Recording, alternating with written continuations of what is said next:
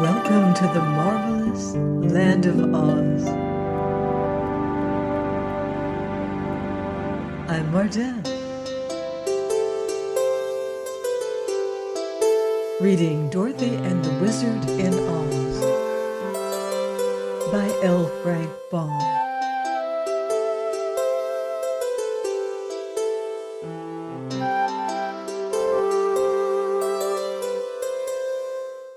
Chapter 10. The Braided Man of Pyramid Mountain. The mountain before them was shaped like a cone and was so tall that its point was lost in the clouds. Directly facing the place where Jim had stopped was an arched opening leading to a broad stairway. The stairs were cut in the rock inside the mountain, and they were broad and not very steep because they circled around like a corkscrew. And at the arched opening where the flight began, the circle was quite big. At the foot of the stairs was a sign reading, "Warning, these steps lead to the land of the gargoyles. Danger, keep out." I wonder how Jim is ever going to draw the buggy up so many stairs, said Dorothy gravely. "No trouble at all," declared the horse with a contemptuous neigh. "Still, I don't care to drag any passengers. You'll all have to walk." "Suppose the stairs get steeper," suggested Zeb doubtfully. "Then you'll have to boost the buggy wheels, that's all," answered Jim. "We'll try it, anyway," said the wizard. "It's the only way to get out of the Valley of Voe." So they began to ascend the stairs, Dorothy and the wizard first, Jim next drawing the buggy, and then Zeb to watch that nothing happened to the harness. The light was dim, and soon they mounted into total darkness, so that the wizard was obliged to get out his lanterns to light the way. But this enabled them to proceed steadily until they came to a landing where there was a rift in the side of the mountain that let in both light and air. Looking through this opening, they could see the Valley of Voe lying far below them, the cottages seeming like toy houses from that distance. After resting a few moments, they resumed their climb, and still the stairs were broad and low enough for Jim to draw the buggy easily after him. The old horse panted a little and had to stop often to get his breath. At such times they were all glad to wait for him, for continually climbing upstairs is sure to make one's legs ache. They wound about, always going upward, for some time.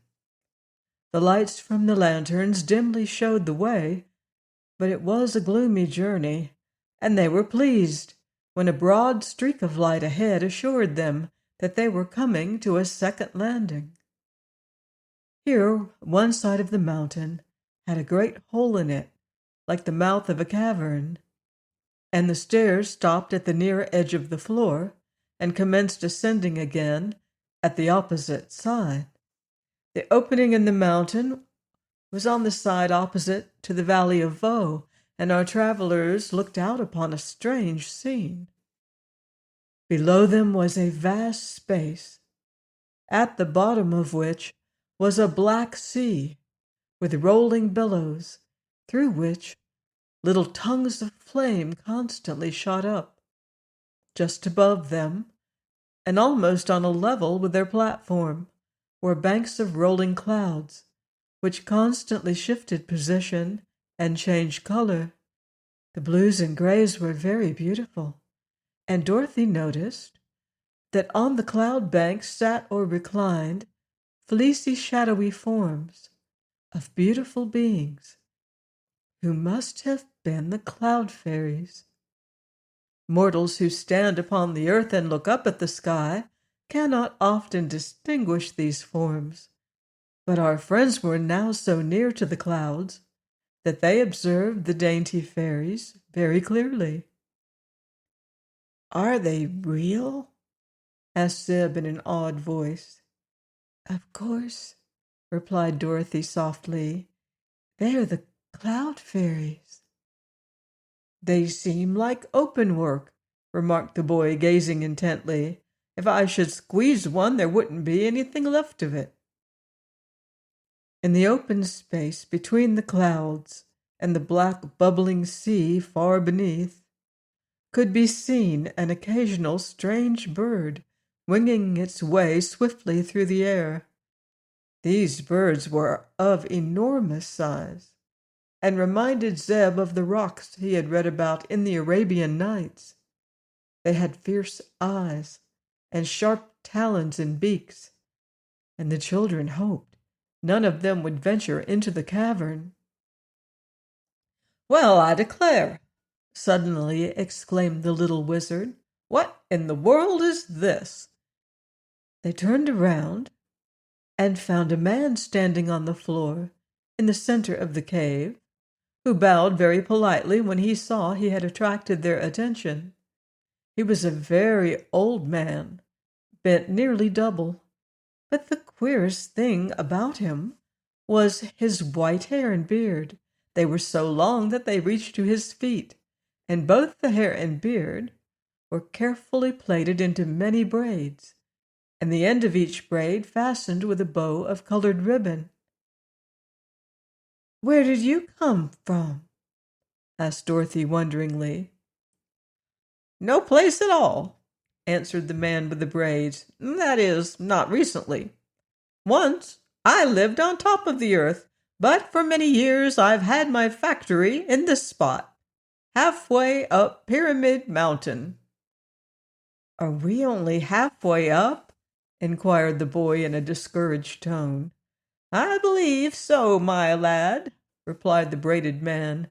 "But as I have never been in either direction, down or up, since I arrived, I cannot be positive whether it is exactly halfway or not." "Have you a factory in this place?" asked the wizard, who had been examining the strange personage carefully. "To be sure," said the other. "I am a great inventor, you must know, and I manufacture my products in this lonely spot." "What are your products?" inquired the wizard. "Well, I make assorted flutters for flags and bunting, and a superior grade of rustles for ladies' silk gowns." "I thought so," said the wizard with a sigh. "May we examine some of these articles?" "Yes, indeed. Come into my shop, please." And the braided man turned and led the way into a smaller cave where he evidently lived. Here on a broad shelf were several cardboard boxes of various sizes, each tied with cotton cord. "This," said the man, taking up a box and handling it gently, "contains 12 dozen rustles, enough to last any lady a year. Will you buy it, my dear?" he asked, addressing Dorothy. "My gown isn't silk," she said, smiling. "Never mind. When you open the box, the rustles will escape whether you're wearing a silk dress or not," said the man seriously. Then he picked up another box. "In this," he continued, "are many assorted flutters. They're invaluable to make flags flutter on a still day when there is no wind. You, sir," turning to the wizard, "ought to have this assortment.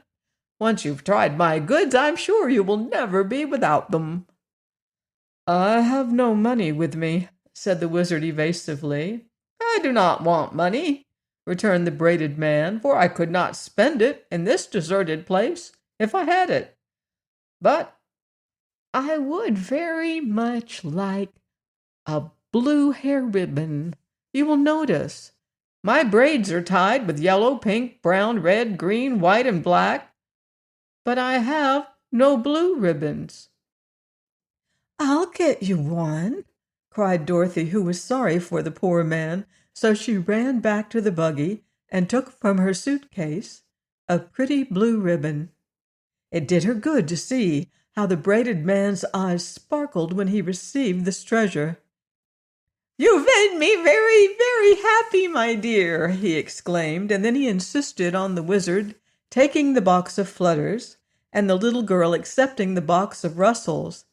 "You may need them sometime," he said, "and there is really no use in my manufacturing these things unless somebody uses them." "Why did you leave the surface of the earth?" inquired the wizard. "I could not help it.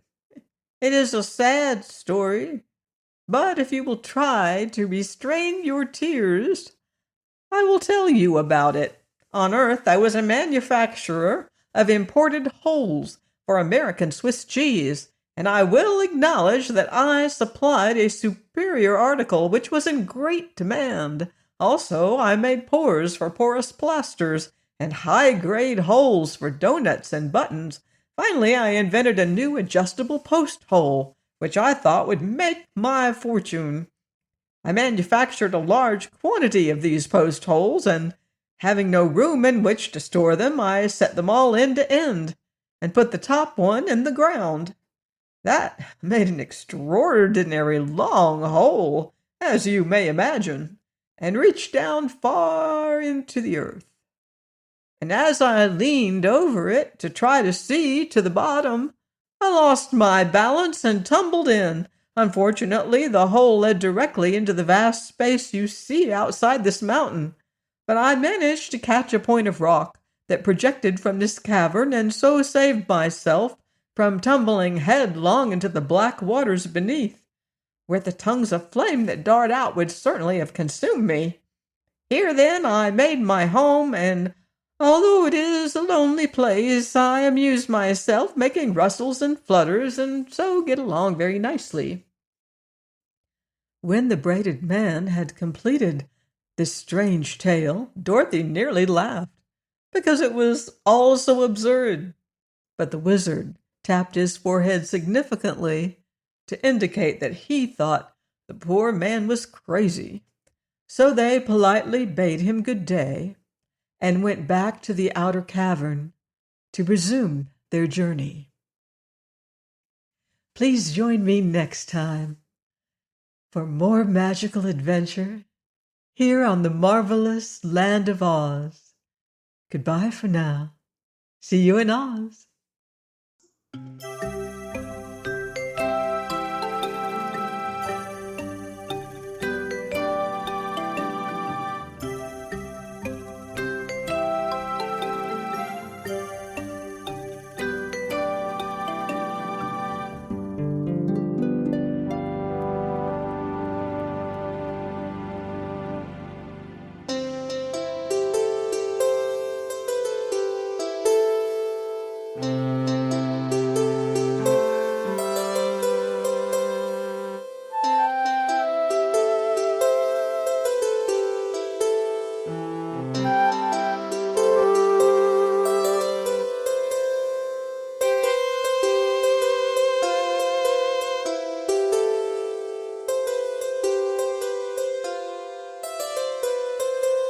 Thank you.